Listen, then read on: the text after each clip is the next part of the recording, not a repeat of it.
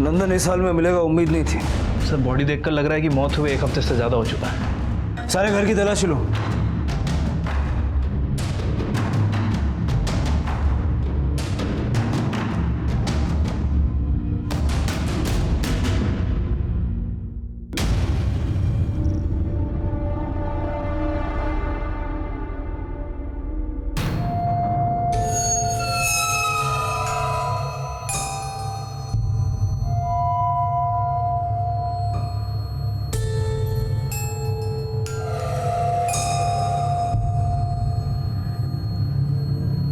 पीहू, बेटा मैं तेरी दादी हूँ। हाँ, मैं तेरी माँ से गुस्सा थी और तूने भी तो मुझे मारा था ना। अच्छा एक काम करते हैं, हम दोनों अपना अपना गुस्सा खत्म कर देते हैं। हाँ ले बेटा, ये दवाई पी ले।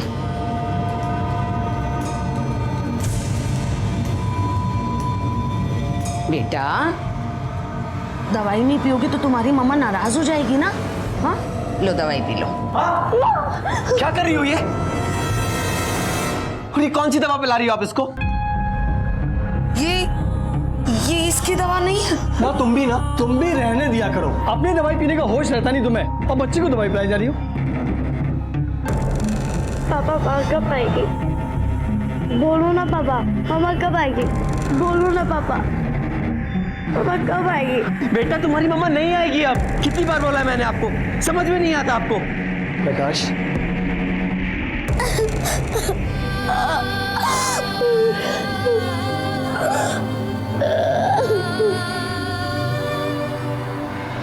सर अंदर कुछ नहीं मिला।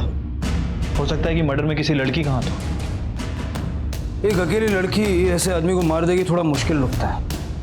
जरा पता करो नंदन के घर किसका आना जाना था, और खास करके किसी लड़की का। कितने दिन से नहीं देखा नंदन को? साहब हफ्ते भर से तो बंद है इसका घर। घर हफ्ते भर से बंद है, तुम लोगों को बदबू नहीं आई?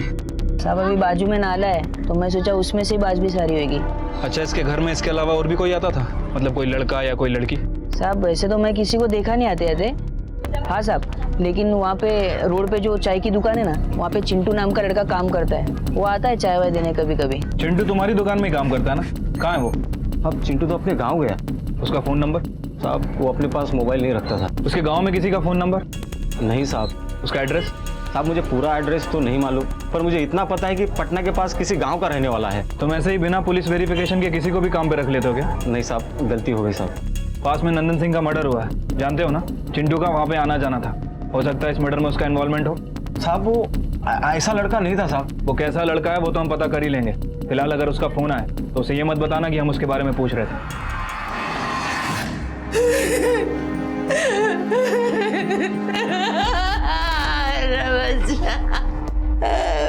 बच्चा बस करो, कोई जरूरत नहीं है उसके लिए आंसू बहाने की।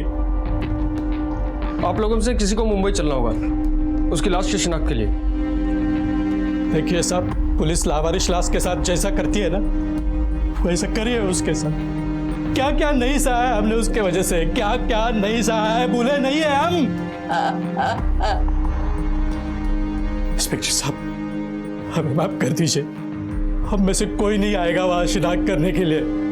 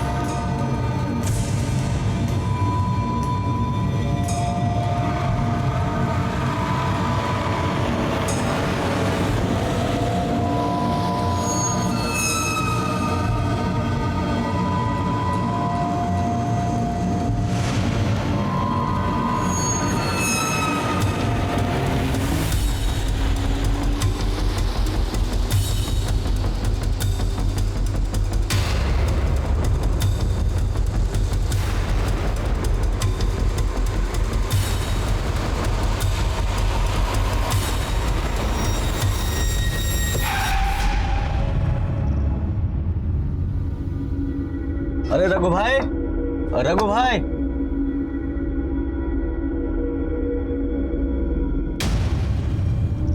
लगभग 9 से 10 दिन पहले इसकी मौत हुई है। मतलब 7 या 8 मार्च। सर बरखा का मर्डर 12 तारीख को हुआ था। इसका मतलब है कि बरखा के मर्डर में इसका हाथ नहीं है। मल्टीपल स्टबिंग हुई है और टोटल 17 घाव हैं इसमें। मतलब सब मारने वाला काफी नफरत करता था इससे। हेलो, क्या? ठीक है सर, नंदन के एरिया में एक और मर्डर हो गया है।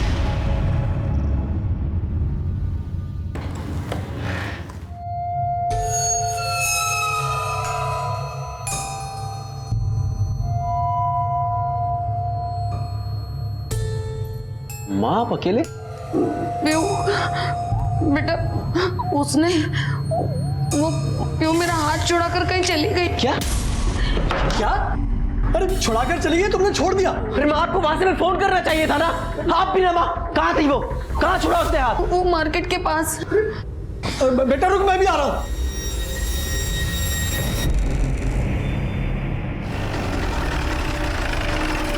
आइए साहब, मैंने फोन किया था, ये वाला घर है।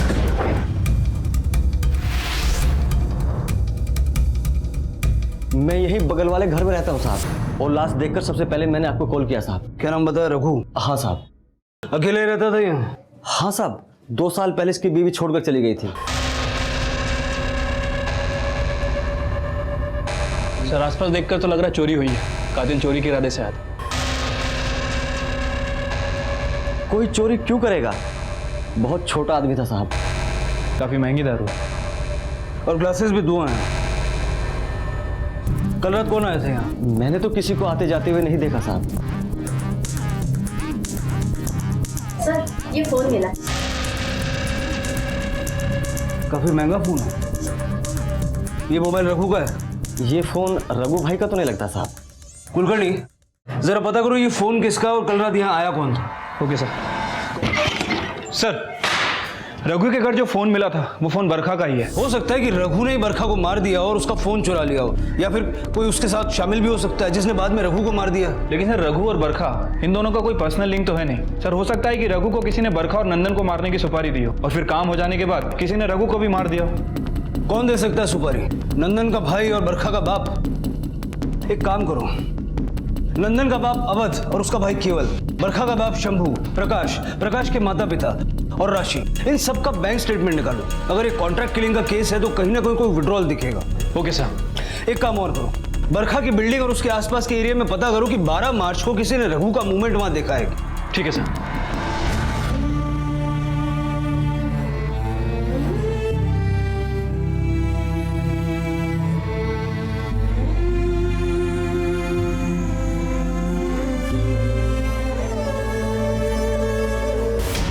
सर बरखा का बाप शंभू और केवल ये दोनों उन्नाव की एक माइक्रो फाइनेंस कंपनी में काम करते हैं और सर उस कंपनी का हेड ऑफिस मुंबई में है और अक्सर 2 से 3 महीने में यहाँ आ जाया करते हैं। कुलकर्णी, अगर ऐसा है तो इट इज क्वाइट पॉसिबल कि केवल को उसकी माँ से नंदन के बारे में पता चला होगा और उसने और बरखा के बाप शंभू ने मिलकर ये काम किया होगा।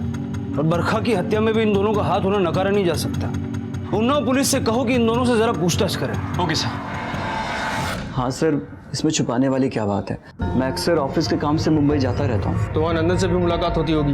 नहीं सर, हम सच कह रहे हैं, हमें बिल्कुल नहीं पता था कि नंदन मुंबई में ही है। लेकिन तुम्हारी माँ को तो सब पता था। इनकी तो हर दूसरे तीसरे दिन उससे बात भी होती थी। फिर ऐसा कैसे हो सकता है कि एक ही घर में रहकर तुम्हें कुछ पता ही ना हो? सर आप यकीन मानिए, माँ ने इस बारे में मुझे कुछ भी नहीं बताया कि नंदन से वो बात करती हैं। हाँ साहब, मैंने केवल और उसके पिता को कभी नहीं बताया कि मैं नंदन से बात करती हूँ। असल में मुझे डर था कि अगर बरखा के बाप शंभू को ही पता चल गया कि नंदन कहाँ है तो वो उसे मार डालेंगे। केवल से पता चला है कि उसकी माँ ने बता दिया था कि नंदन मुंबई में है और उसके जरिए आपको भी पता था। क्या साहब, वर्दी उतरी है मेरी, पुलिस वालों के पैतरे नहीं भूला मैं। फिर आप हमारे तरीके हम ही पे आजमा रहे हैं। ऐसा लगता है कि पुलिस के दिमाग का इस्तेमाल आपने कुछ गलत करने के लिए भी किया है। गलत सोच रहे हैं सर आप। मेरी बेटी बरखा ने जिस दिन मेरे घर की देहरी लांगी थी, मर गई थी वो मेरे लिए। ऐसा लगता तो नहीं है। नंदन के परिवार को काफी टॉर्चर किया आपने। इन्वेस्टिगेशन कर रहा था सर, उन पर शक था लड़की को अगवा करने का। सिर्फ इन्वेस्टिगेशन के लिए कोई सस्पेंड हो जाता है क्या? देखो साहब, फालतू की पूछताछ से कुछ होने वाला नहीं है। मेरे खिलाफ एक भी सबूत मिले आपको तो फांसी पे लटका देना। अभी चलता हूं। सर उन्नाव पुलिस के मुताबिक शंभू बहुत ही शातिर इंसान है। कुलकर्णी क्रिमिनल कितना ही शातिर क्यों ना हो, कोई ना कोई गलती तो जरूर करता है।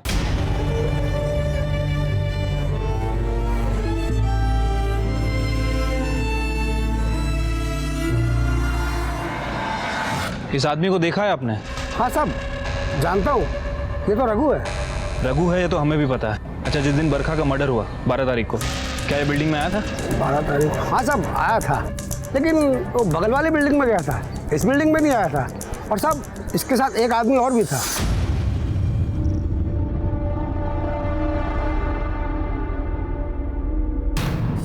तुम्हें उस आदमी की शक्ल याद है? साहब उसका चेहरा तो हम नहीं देख पाए। अच्छा, इस बिल्डिंग में वो किसके घर गया था ये तो पता होगा? अरे साहब ये तो उसने नहीं बताया। क्या है कि अक्सर वो यहाँ आता रहता है लोगों के घर पुताई करने। अच्छा, उस बिल्डिंग के वॉचमैन को जानते हो? साहब हम ही है। वो क्या है, दोनों बिल्डिंग साथ साथ में है तो हमको 2000 बढ़ा के दे देते हैं।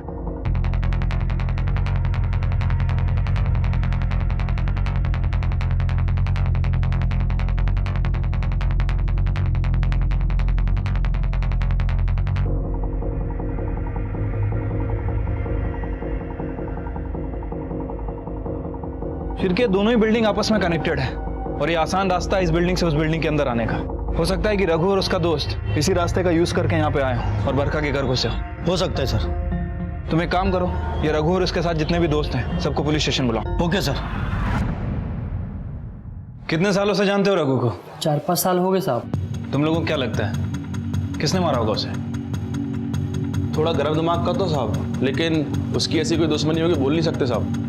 इन दोनों को देखा है उसके साथ? सर अब रघु किससे मिलता है, किसके साथ उसकी दुश्मनी है, ये सब आपको अच्छी तरह जगन बता सकता है। जगन उसका बहुत ही खास था सर। जगन? जी हाँ। अरे जगन के बारे में हमने भी सुना है, लेकिन उसका घर और फोन दोनों ही बंद है। इस जगन की कोई फोटो वोटो है? हाँ साहब, मेरे मोबाइल में है उसकी फोटो।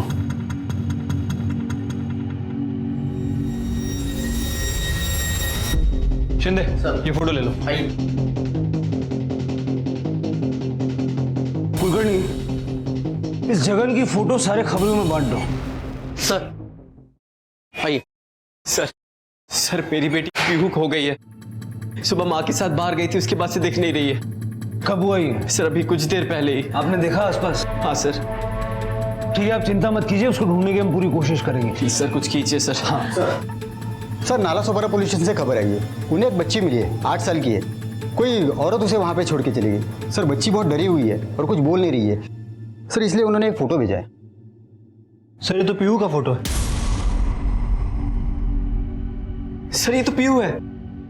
नालासोपारा पुलिस स्टेशन में सारी फॉर्मेलिटीज कंप्लीट करवा दूं, आप जाकर के बच्ची को ले सकते हैं। Thank you so much sir, thank you. Kulkarni, बच्ची का इस तरह से दादी से बिछड़ जाना मुझे कुछ समझ में नहीं आ रहा। इससे पहले भी बरखा ने पीहू को अलमारी में बंद कर दिया था। कहीं ये प्रकाश हमसे कुछ छुपा तो नहीं रहा, या फिर बच्ची को लेकर कोई ऐसी बात है जो अब तक हमारे ध्यान में नहीं आई। एक काम करो, जरा पता करो ये पीहू का बिछड़ जाना सिर्फ एक इत्तेफाक था या फिर प्लान था। Okay sir.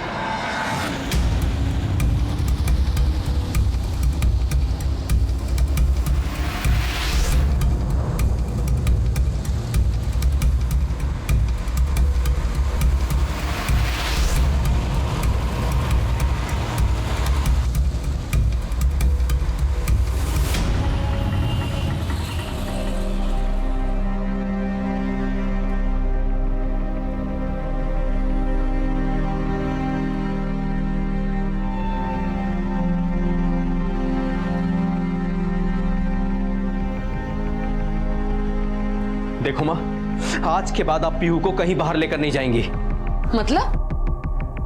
मतलब तू कहना चाहता है कि मैं उसे जानबूझकर छोड़कर आई हूँ?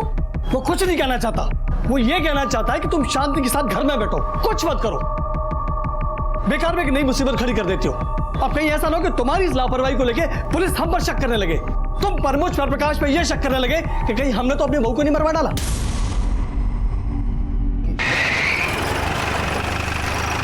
सर नालासोपारा में जहां पीहू मिली थी वहां मैंने सभी जगह पूछताछ की।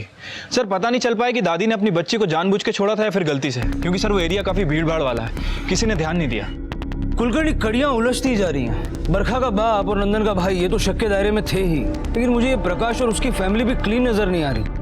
सर पीहू के बारे में एक बात है जो बहुत दिनों से खटक रही है। सर पीहू के फीचर्स अपने माँ और बाप दोनों से नहीं मिलते। कुलकर्णी, कभी कभी ऐसा होता है, बच्चे दादा दादी या फिर नाना नानी जैसे दिखते हैं। सर मैंने उसके नाना नानी से भी मुलाकात की है, वो उनके जैसे भी नहीं दिखती।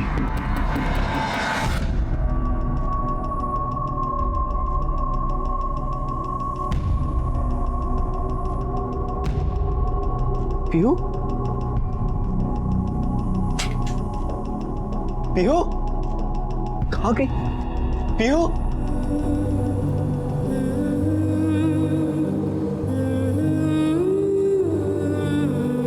क्या हुआ?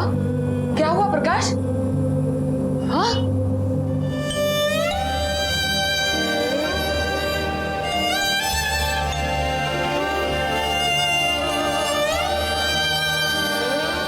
क्या हुआ पीहू बेटा? ये लड़की तो और ना तुझे दिन में चैन लेने देती है, ना रात में सोने देती है। क्या हुआ पीहू बेटा? आप यहाँ क्या कर रहे हो? मामा, बहुत रात हो गई है ना, चलो हम अंदर चल के सो जाते हैं, ठीक है? मुझे मामा के पास सोना है। प्रकाश, ऐसा कर, इसकी माँ की तस्वीर में ना इसके कमरे में ले जा। जा। हम मम्मा की फोटो अंदर लेके चलते हैं, फिर वो हमारे साथ रहेगी ना, ठीक है?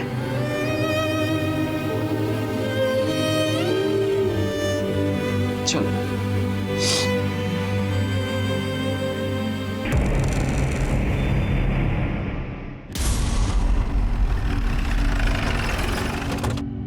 सर आप मुझसे जो कुछ पूछना चाहते हैं पूछ सकते हैं। आपकी बेटी पीहू आप ही की बेटी है या आपने उसे अडॉप्ट किया? कैसी बात कर रहे हैं सर आप? पीहू मेरी और बरखा की ही बेटी है। तो जब पीहू पैदा हुई उस वक्त आप बरखा के साथ थे? नहीं सर, जब पीहू पैदा हुई तो मैं यूएस में था। तो आपके पेरेंट्स तो होंगे बरखा के साथ? नहीं सर, हम भी वहाँ नहीं थे। दरअसल इस शादी से हम लोग खुश ही नहीं थे, और जब प्रकाश वहाँ नहीं था तो फिर हम सर लोग... मैं आने ही वाला था, लेकिन पीहू का जन्म 2 महीने पहले ही हो गया। तो प्रेगनेंसी के दौरान बरखा अकेली थी? नहीं सर, उसकी फ्रेंड राशि उसके साथ थी। एक्चुअली बरखा राशि के साथ ही रह रही थी। बरखा के पति प्रकाश ने हमें बताया कि बरखा प्रेगनेंसी के दौरान आपके साथ थी। नहीं सर, बरखा मेरे साथ नहीं थी।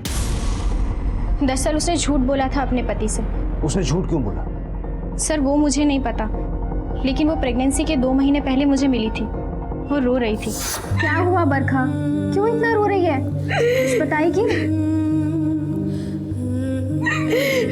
मैंने कहा है कि मैं कभी माँ नहीं बन सकती। क्या?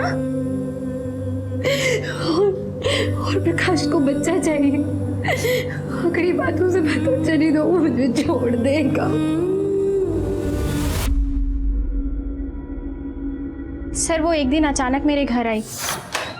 इतनी देर कहाँ लगा दी? कब से वेट कर रही थी? मंदिर गई थी। तुझे अचानक मंदिर की याद कैसे आ गई? वो सब छोड़, पहले मुंह मीठा कर। करी मिठाई किस खुशी में? वो मैं प्रेग्नेंट हूँ।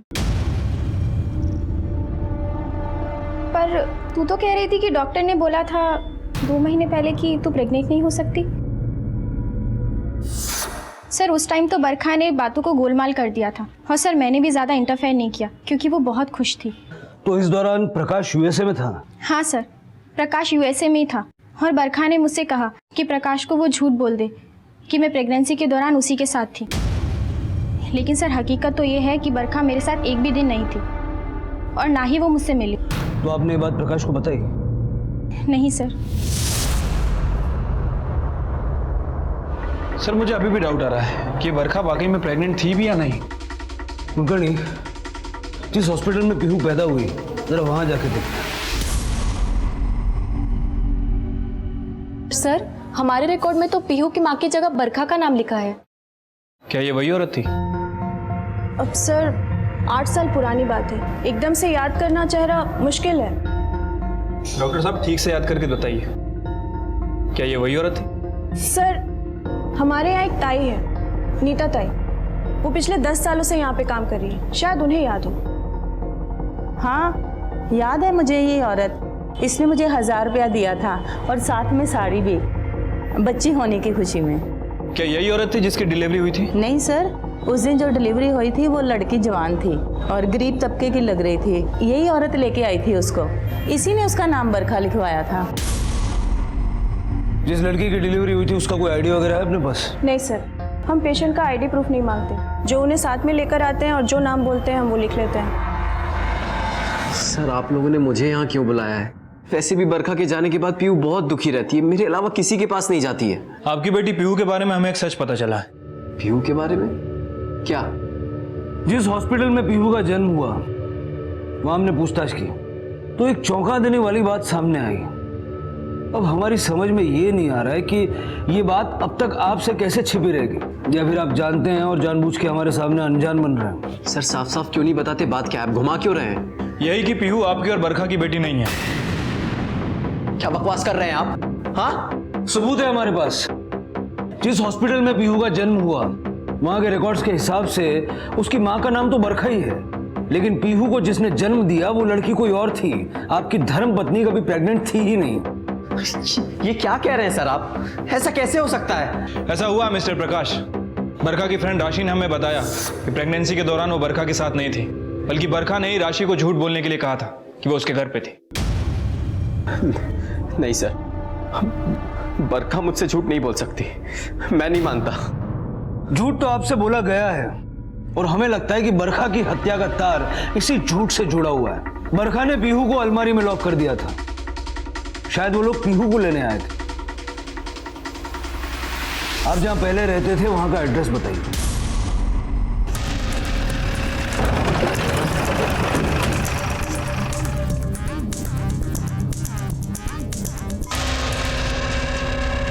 साहब ये शांता है, जब बरखा मैडम यहाँ पर रहती थी तो ये उनके घर पर काम करती। ठीक है जाओ।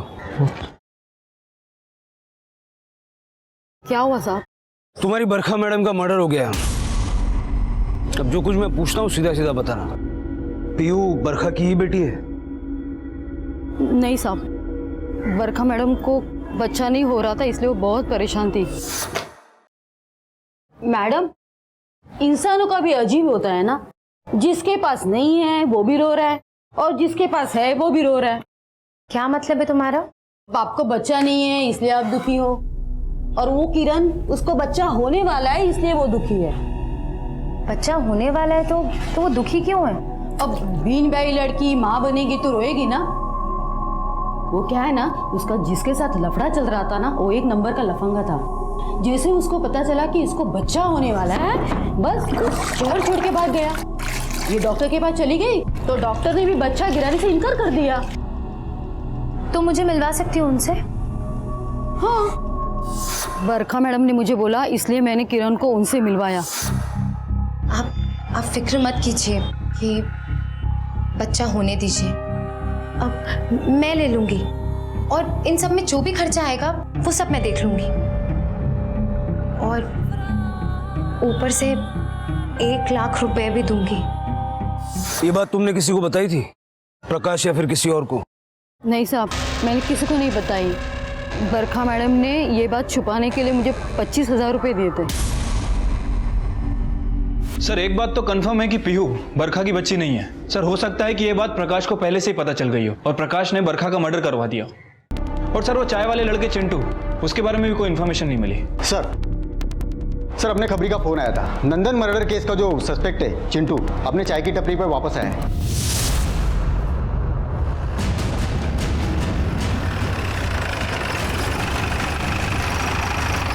तू चिंटू है क्या?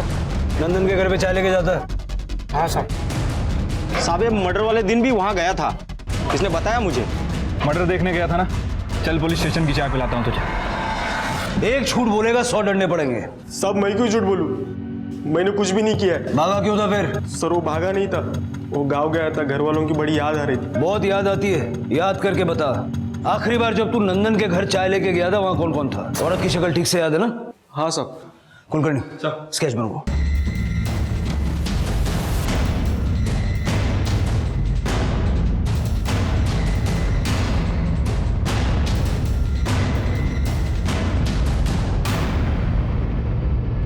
इस औरत को जानता है?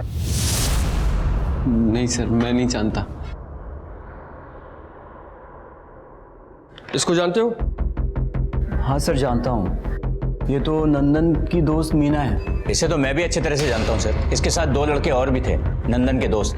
मेरी बेटी और नंदन को भगाने में इन लोगों ने मदद की थी। अब कहाँ मिलेंगे ये? सर ये लोग काफ़ी दिनों से यहाँ है नहीं। हाँ सर, ये आजकल दिल्ली में काम करते हैं। नहीं, उनके घर वाले तो होंगे। हाँ सर, है ना।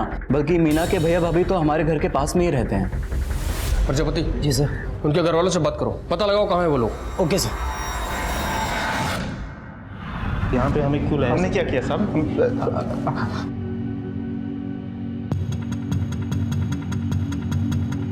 अब नाटक करने का कोई फायदा नहीं है। हम जानते हैं कि तुम तीनों ने मिलकर नंदन की हत्या की है। सीधा सीधा सच सच बता दो, इसमें तुम्हारा फायदा है। हो सकता है सजा कम हो जाए।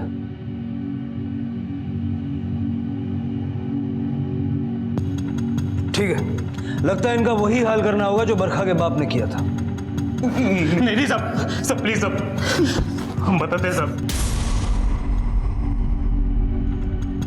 हम तीनों ने सिर्फ बरखा और नंदन के भागने में मदद की थी।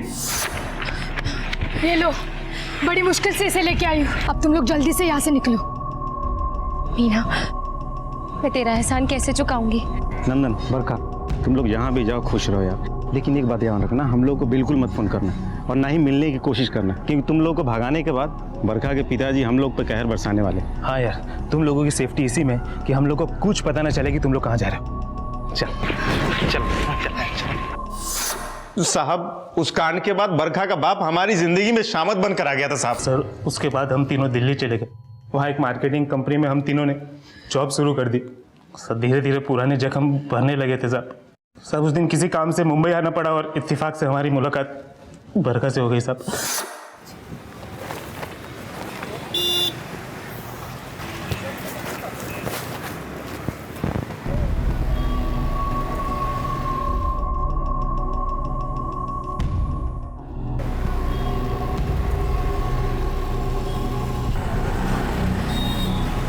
आप लोग, बरखा, कितना बदल गई हो तुम। लेकिन तुम लोग बिल्कुल नहीं बदले, आज भी साथ। कहाँ साथ में? हमारे एक साथी को तो तू भगा के लेके आई, कहाँ है वो? क्या बात है बरखा, सब कुछ ठीक तो है ना? वो मीना, वो मैं और नंदन अब साथ में नहीं रहते। तलाक हो गया हमारा। क्या? तो क्या करती? जिंदगी नरक बना दी थी उसने मेरी। शादी के बाद नंदन बिल्कुल बदल गया था। अगर उसके साथ रहती ना तो शायद मर चुकी होती अब तक। साहब, हमें जैसे ही पता चला कि जिन दोनों को साथ में करने के लिए हमने इतनी तकलीफें सही, आज वो दोनों अलग अलग हैं, तो हमें लगा कि जैसे हमें लगा कि हमारी दोस्ती को, हमारी कुर्बानी को उन्होंने बहुत बड़ी गाली दी है। तेरे वजह से बरखा के बाप ने हमारी जिंदगी नरक बना दी थी और तू इससे अलग हो गया। इसीलिए दी थी कि इतनी कुर्बानी हमने। अबे, हमने खुद नहीं छोड़ा उसको, वो खुद हमें छोड़ के चली गई है। तो और क्या करती? हाँ, जिंदगी भर तुम्हारे लात और घूसे खाती। तुमने ज्यादा तरफदारी मत करो उसकी, समझ में? तो क्या करेगा? क्या करेगा? तब तुम लोगों की जिंदगी बर्बाद नहीं हुई थी क्योंकि तुम लोगों ने कोई क्राइम नहीं किया था। लेकिन अब तुम तीनों ने खुद चल के अपने हाथों से अपनी जिंदगी बर्बाद कर ली है। आखिरकार पुलिस ने नंदन के हत्यारे को गिरफ्तार कर लिया था, लेकिन बरखा के कातिल की गुत्थी अब भी नहीं सुलझी थी। वो जो मैंने बैंक स्टेटमेंट्स मंगवाए थे सबके आ गए? हाँ सर, पाटिल ला रहा होगा। सर मैंने सबकी बैंक डिटेल्स चेक की। कुछ मिला? नहीं सर, किसी के भी अकाउंट से कोई बड़ा ट्रांजैक्शन नहीं मिला। लेकिन प्रकाश ने 1 साल पहले एक डीएनए लैब को 30,000 रुपए दिए थे। DNA lab?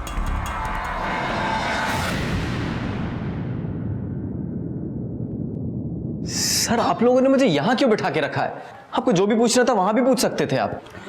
ये स्पेशल रूम है, कुछ खास बातें यहाँ की जाती हैं। ऐसी कौन सी खास बात करनी है आपको मुझसे? तुमने हमसे झूठ क्यों बोला कि तुम नहीं जानते कि पीहू तुम्हारी बेटी नहीं है? सर, क्योंकि सच है, मैं नहीं जानता था कि पीहू मेरी बेटी नहीं है। 1 साल पहले तुमने अपना और पीहू का डीएनए टेस्ट करवाया। कुलकर्णी, क्या ये जानते हो? डीएनए लैब का बिल। अब बोलो, झूठ क्यों बोला?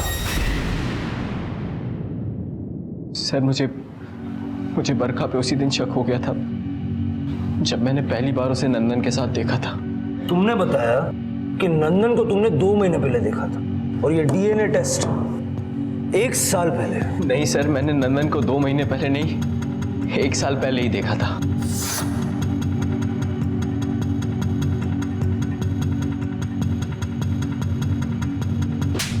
तेरी हिम्मत कैसे हुई बे मेरी बीवी को हाथ लगाने की? तुमसे पहले हमारा आ गया इसमें। क्या बकवास कर रहा है? अरे तुमसे पहले हमारी शादी हुई थी, बात कराई थी हमारे साथ।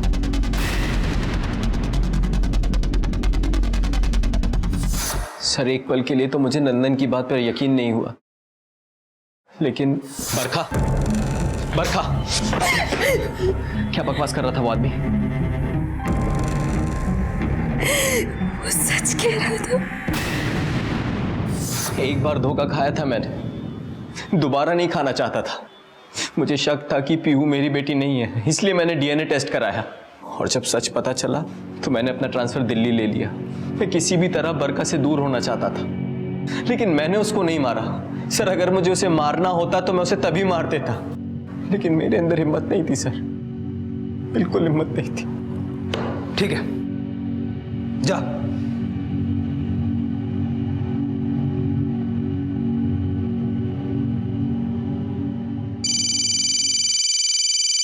हेलो, क्या? ठीक है, तुम नजर रखो।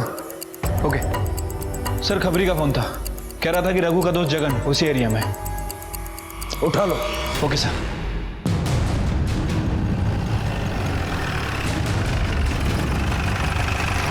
कहाँ पे? सर वो रहा था पक्का पारिक सुपर। सलाम साहब। रख।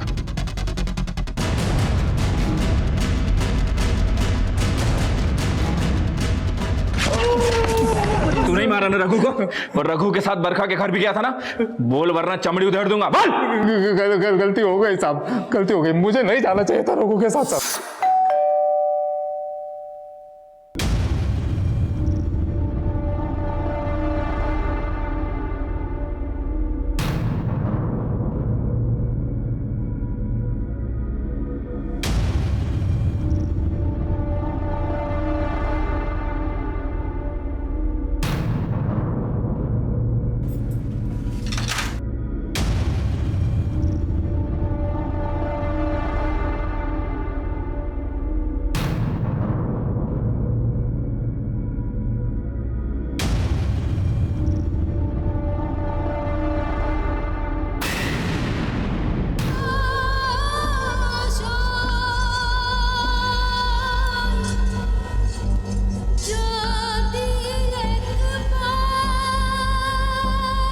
साहब घर में बच्चे हमको नहीं मिले और यही बहाना बना कि रघु ने मुझे पैसा देने से मना कर दिया था साहब।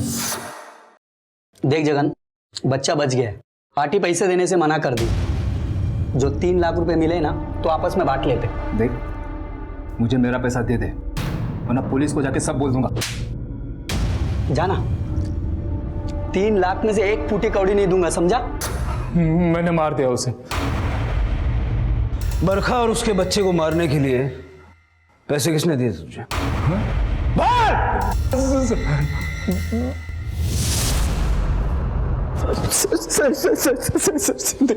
नहीं सर। अब ये रोना धोना बाद में कर लेना, चल बोल।